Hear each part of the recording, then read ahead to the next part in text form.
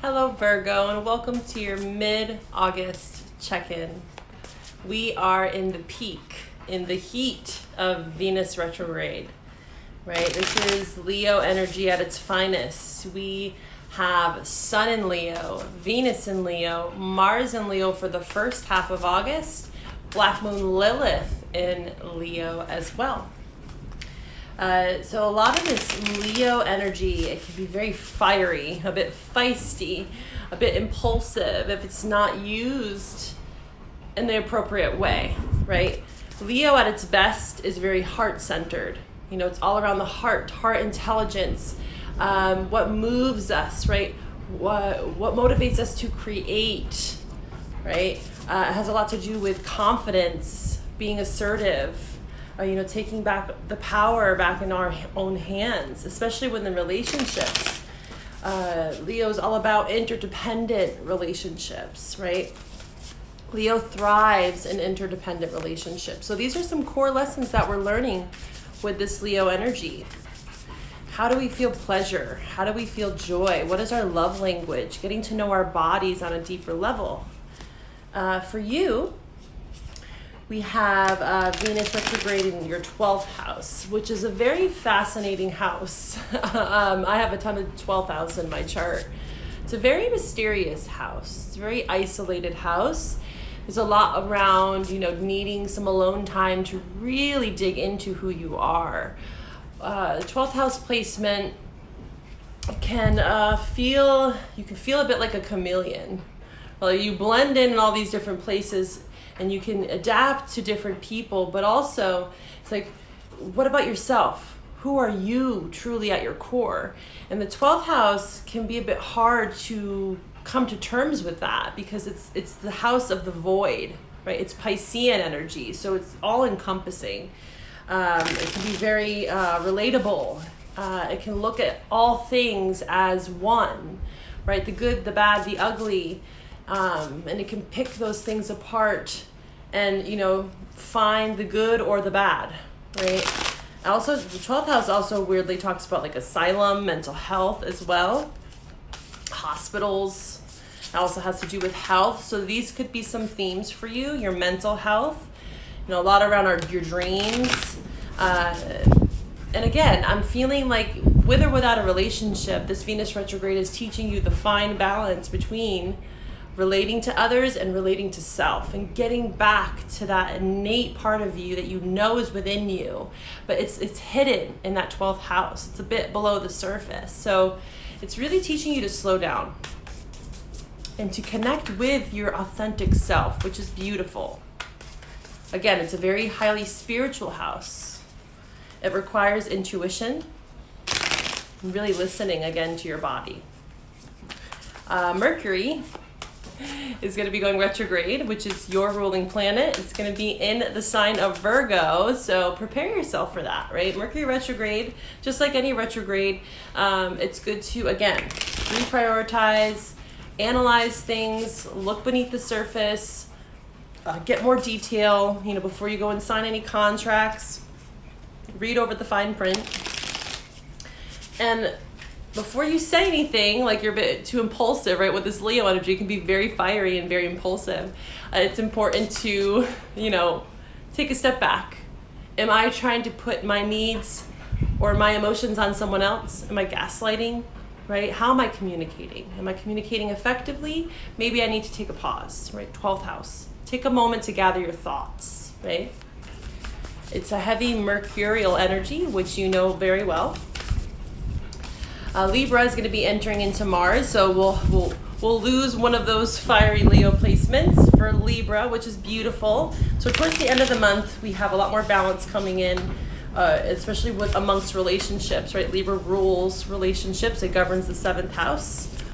But mid-month also, we have Venus square Uranus, which is about sudden revelations, epiphany moments. If the retrogrades don't open us up, right, enough, we have this Venus square Uranus that is, it's a shocker for some people. It can be really positive news. It can be really negative news, just depending on your perception, right? And also your unique experience. This is a collective reading.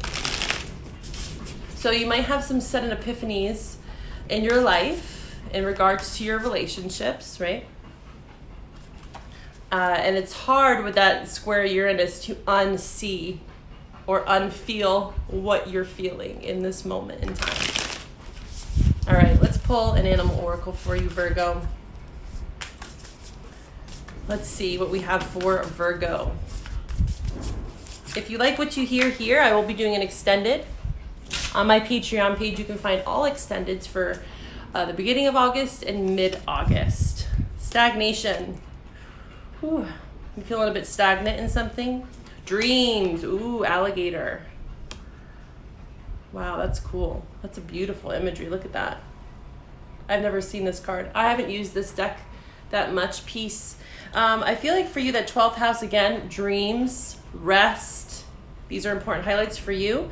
Stagnation. What else I'm getting here is maybe you're in like a funk, maybe feeling a bit like lethargic, really tired. It could be that 12th house that's influencing you at this time.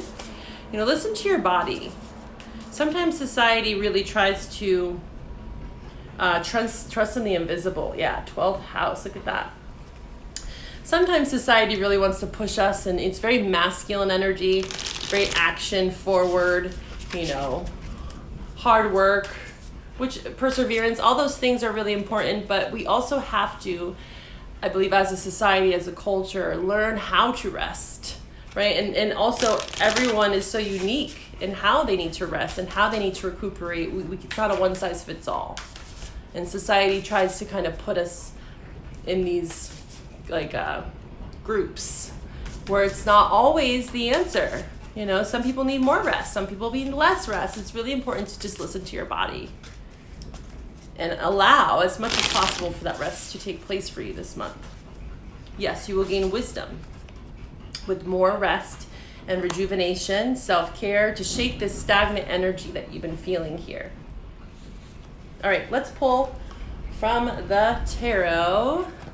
Let's see what mid-August has for you, Virgo. Again, you can check out my YouTube channel for the August general message from the beginning of the month. Please like, share, subscribe. All your support is truly appreciated. All right, Virgo. Let's pull from a tarot. Ooh, yes, rest. Star card, rejuvenation, healing, so that you can manifest what you desire, right? You attract out of lack. I mean, you attract when you're rested, meaning like what I meant to say, sorry, my wordage, when you step out of that lack mentality and that fight or flight mode, when you really let your body reset, like that deep rest, you can manifest from a place of rest, of peace, right? As much as possible, it's going to be important for you to maintain that. Yes, you know, finding time for yourself. Three of Cups also talks about finding time with friends. I also got off this card, like celebrating the small victories, the small steps that you're taking in your life right now. This can also talk about reunion, right? In a relationship. Eight of Earth, working hard, staying determined, but also maybe redefining what work means for you this month. I feel like you are going to, again, have to find that balance between work, play, and rest. Those are some themes for you this month. We're going to pull from the Love Oracle to take this on into the extended reading. Let's see what this extended is going to have in store for you, Virgo. Let's see. The Snake. Okay. So in the love reading, we're going to dive into what this energy means. It talks about competition, right? Looking over your shoulder. This is a very competitive energy. Maybe this is something that you're dealing with within work, but we're going to take this over to Patreon for the love reading to dissect this a bit more. All right, Virgo, see you soon.